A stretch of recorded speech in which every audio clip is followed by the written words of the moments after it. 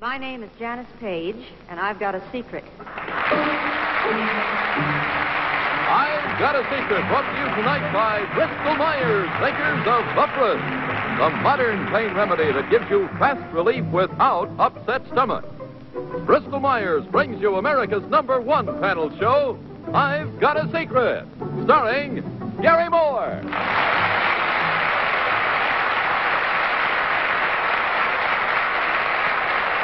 Thank you so much.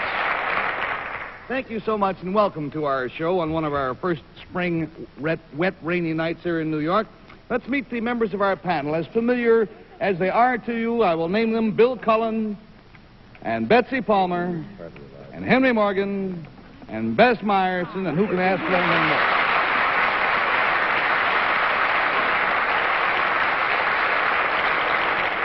Assuming that we are ready to play our game, let's introduce the first contestant, please, if you will come in, sir.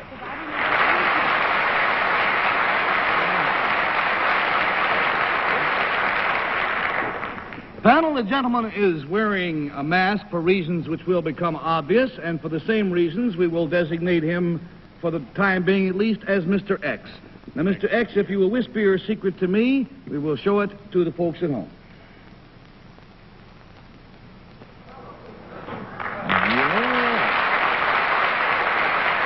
Some more. All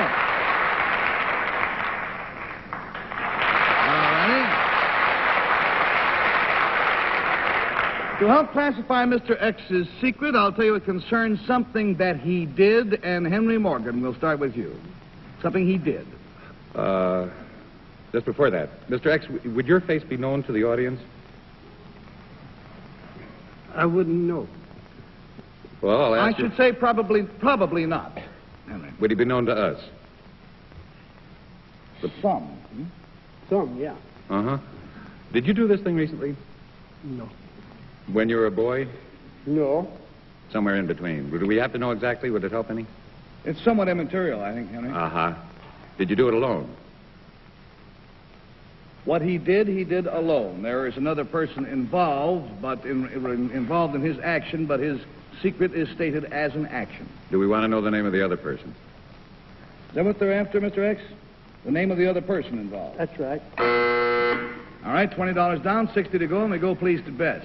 Mr. X, this other person involved, would it be one of us on the panel? Yes? Yes? A male rather than female? No. It's Betsy. Who? Betsy Palmer. Betsy Palmer. Betsy's mentioned in your secret. That's... Oh, and it's something you did with, was it fun?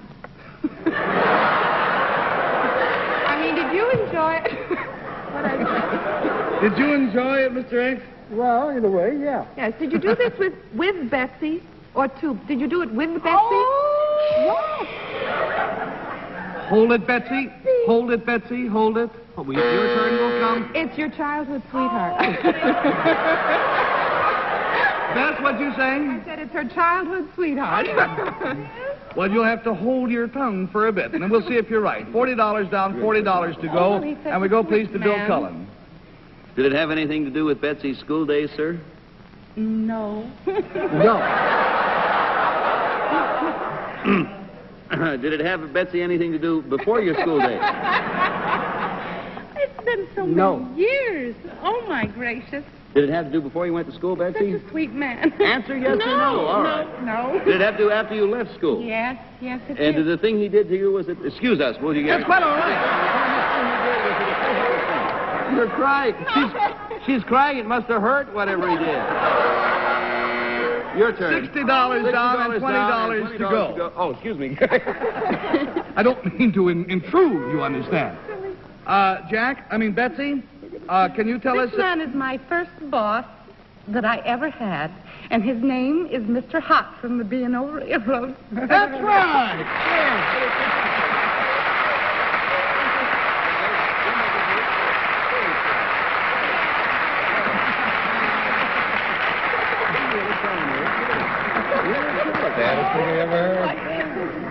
How's the mother and the kids and all? Fine? Oh, you do? Oh, my goodness. I'll see you after the show. And now let's get on with This Is Your Life. Come back.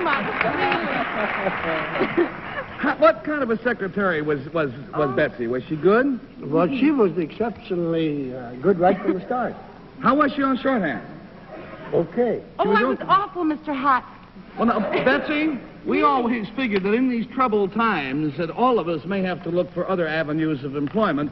So you have a pad and a pencil in front of you there, have you not?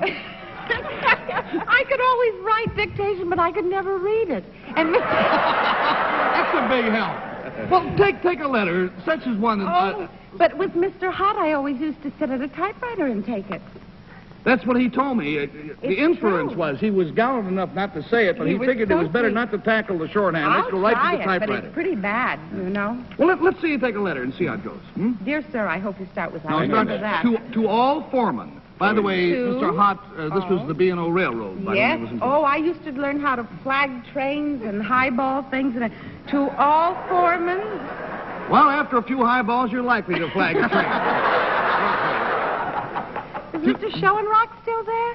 Is Mr. Schoenrock still there? Oh, yeah. Is he? Why don't the rest of you folks go home? Where are you going? To all foremen. Foreman. Oh, You got it? S. Yes, I've got that. Yeah. All right. The hot boxes Hot? Box? Well, I can't remember boxes too well. and other freight train detentions And, have reached a critical situation on our railroad.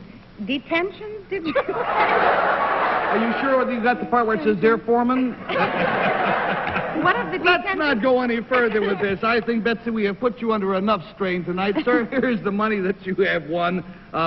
Betsy knew you, so she cheated you out of 20, but there's $60 for you. Your Bristol Myers gift package, and thanks so much for being with us.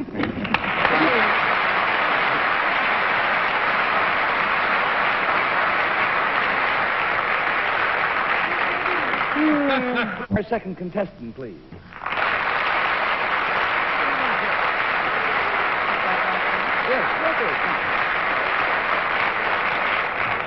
Will you tell our panel what your name is, please, and where you're from? Gilbert W. Chapman of New York City. This is Mr. Chapman of New York City.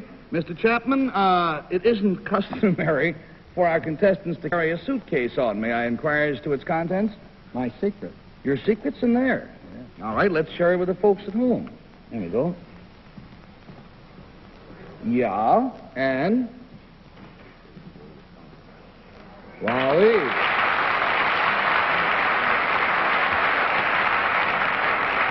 I feel this needs some further explanation. Once more, Mr. Chapman, if you will.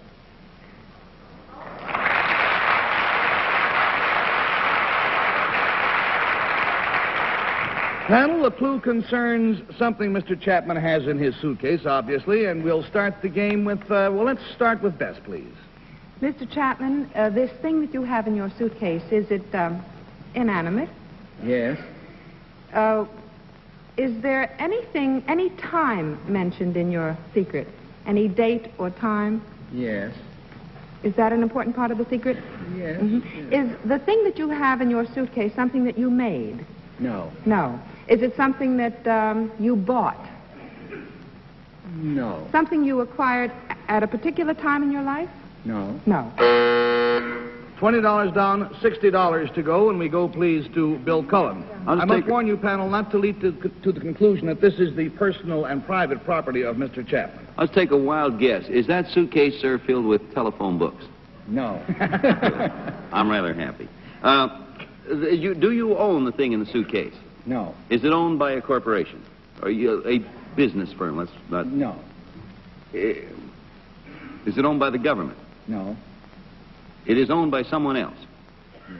Do you intend to put it back when you're finished with it? Yes. Mr. Chapman, sir, is it very valuable? Yes, very. More than $50,000? Yes. More than $100,000? Yes. Ooh. Less than $500,000? Well... Close to Yes, $500,000 worth. You have $500,000. He $500,000 worth of something. You know, you should play that game, The Price is Right.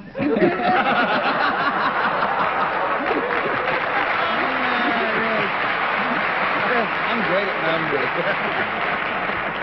$40 down, $40 to go, and we go, please, to Betsy. Now I'm confused. Do you know who this belongs to? Yes.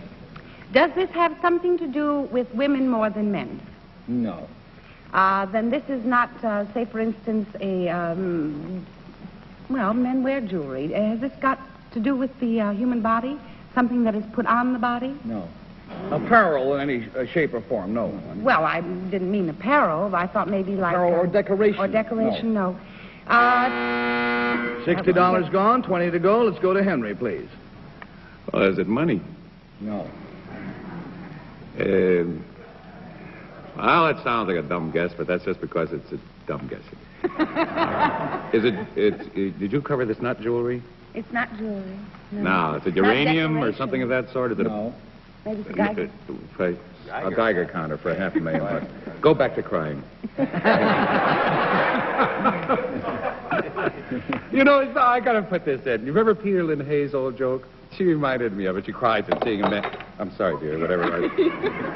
Remember, what was that? Well, remember Peter Hayes' joke? He used to say, I cry at menus. Well, I think this was hardly that. I think Betsy was genuinely touched. Yeah, I know. She's emotional. And I'm sorry to say you're going to be pretty funny, too. Oh, come on now. You've got to cut it out. Sit around and cry if you want, but never mind. Henry, what's in the May I bag? call you? I don't know what's in the bag. It's obvious you don't know what's in the bag. Well, as a matter of fact, it's a big thrill night for me, and I imagine, Henry, you in particular, all of us should be thrilled. Gilbert Chapman is the president of the New York Public Library. His secret is that in this suitcase he has a book, a very special book worth more than $500,000. Does that give you a clue? Is it a Bible? Yes, it's a Bible. Is it a psalm, Bay psalm book? Or Gutenberg not the Bay psalm book, Bible? it's a Gutenberg Bible. The Gutenberg? Phil said it, the Gutenberg Bible, yes.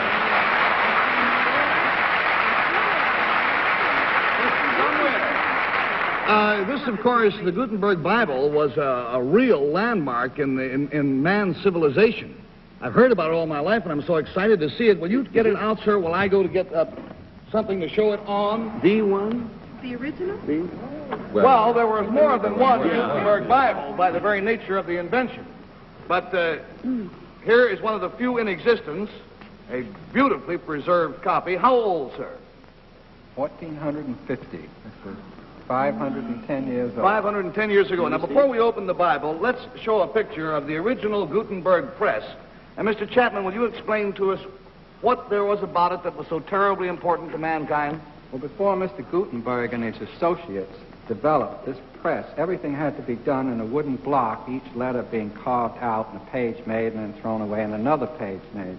But he invented individual types, sets, letters that could be put in, page used, type taken out, and done again. In other words, this was the first of a method of mass printing where more than one book could be made at a time. That is right. Yes. Up until those days, you had to be a tremendously wealthy person to own even one book because each copy had to be handmade, each by itself. All right, now let's look at the Gutenberg Bible itself, and I hardly dare touch it.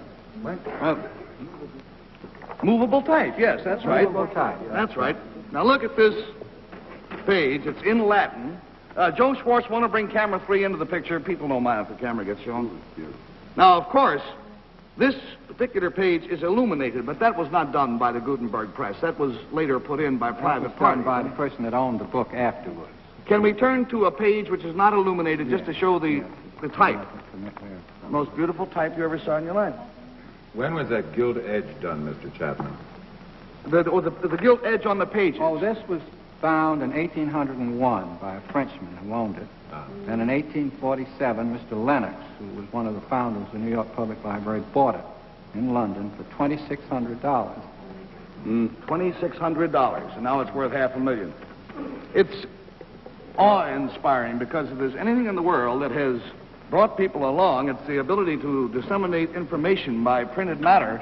And without Mr. Gutenberg, it simply wouldn't have been possible. That's right. I would like to point out, by the way, that Mr. Chapman is here tonight in connection with National Library Week, which is held to remind all of us to read more and to broaden your horizons thereby.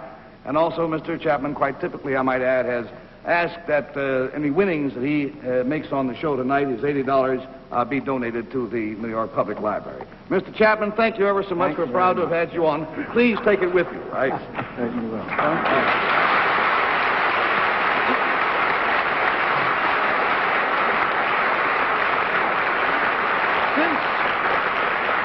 Since the Gutenberg Bible was brought into the theater early this evening, it has been under literal armed guard off stage. Speaking of off stage, that's where you're going. Take your blindfolds with you. You will need them to return. Now it is time for us to meet our special guest for tonight. Certainly one of the most exciting performers in our business. You'll be seeing her acting in the new MGM movie, Please Don't Eat the Daisies, very shortly. And you'll be seeing her sing and dance on my Tuesday night show next Tuesday night. Here is the truly lovely Janice Page.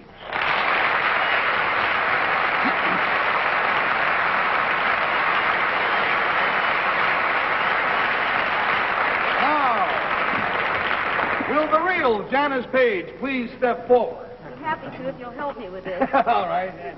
How are you, dear girl? Oh, I'm fine. How are you? Before we go any further, I think that you should explain who all of these sterling people are standing back here. Well, these sterling people are members of the studio audience who were chosen before the show. Uh-huh. And you are going to help me give each and every one of them a little souvenir.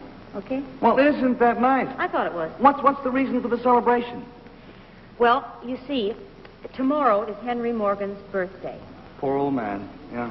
And I thought, birthdays are the time for giving and everything. I thought it'd be nice if we gave each and every one of those nice people a birthday gift or a little gift of some kind. Oh, I You think know that's what great. Now, knowing the past history of this show, I know that this has got to be a gag on Henry eventually, right?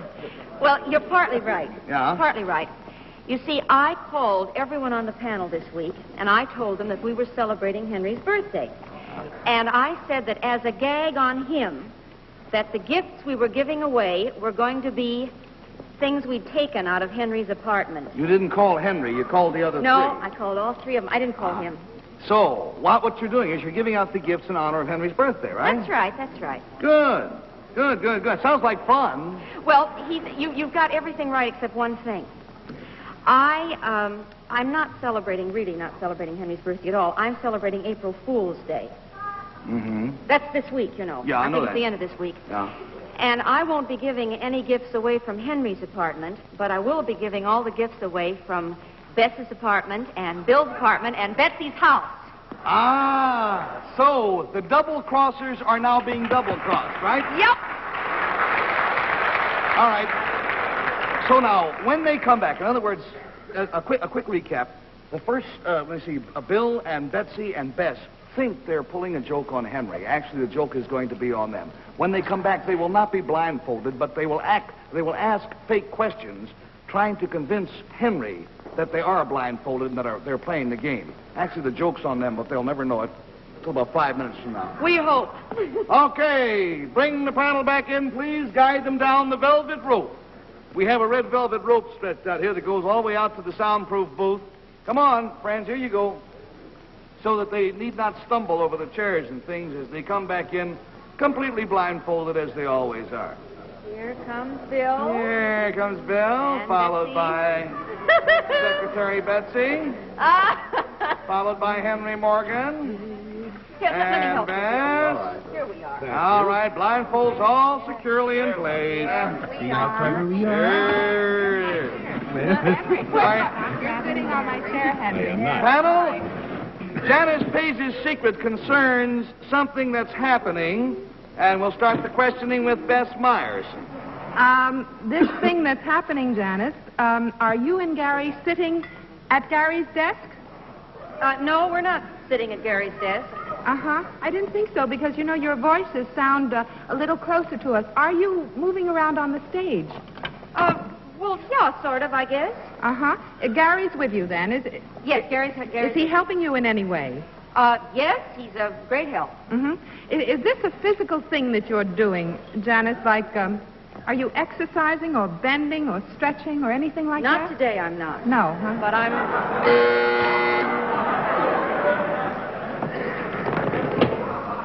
That's... All right, there's $20 down, $60 to go, and so we please go to Bill Cullen. I seem to hear a lot of shuffling on stage. Is there anyone else up here on the stage with you? Anyone else up here with me? Yes. Yes? Is it just one person? No.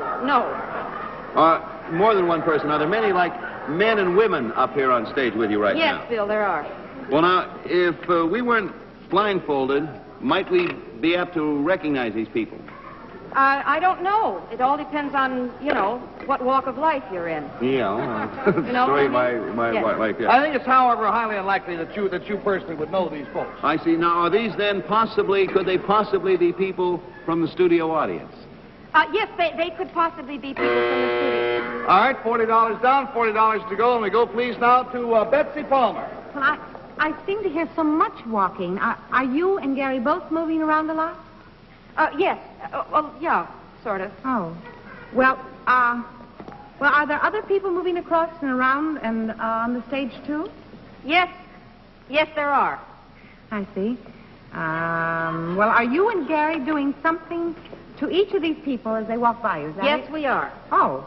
Well, are you using any sort of an object to do this with? What? Are you using any sorts of objects or an object to do this with? Yes, we are. Ah. $60 down, $20 to go, and so we go, please, to Henry Morgan. Henry? Are you changing the appearance of any of these people? I don't think so. You don't? Well, why Don't don't you tell take... them what the future holds for them, however. Is there a liquid being used?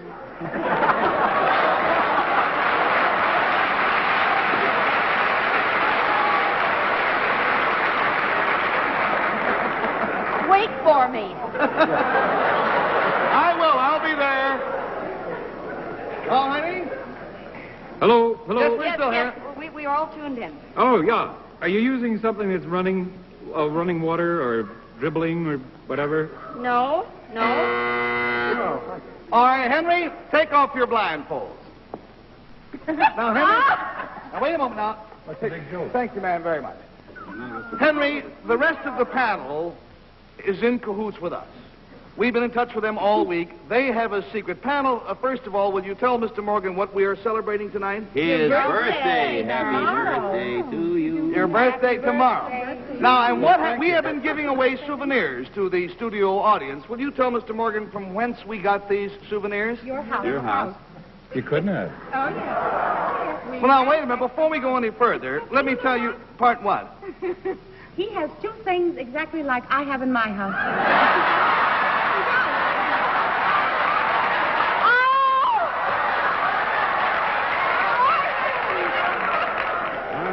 He was in on it and we weren't. Henry wasn't in on it. They were double-crossing you, Henry. But you know, we never play any tricks on you, Henry. I know. You had my cheese. I didn't. My cheese and my egg timer. Now that you mention it, it looked like my candle. We told You were them. giving away We stuff told from their them- houses? We told them in advance, Henry. We called up on the phone, said, big joke on Henry, ask fake questions, make out like you're playing. They weren't even blindfolded, you see. The last time They thought we were giving away stuff from your house. What they didn't know is it was stuff from their house. Well, happy birthday to you, buddy. Last time I Well, was there's there. a piggy bank. There's that little piggy bank.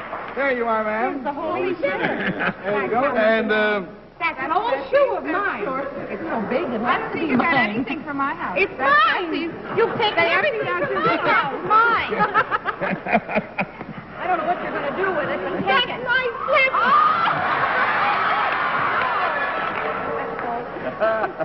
It can't all be mine. They're all yours. There's That's nothing mine. there. My cook. That's I your looked box. for that cookbook And tonight there's your clock. for dinner. whose is this?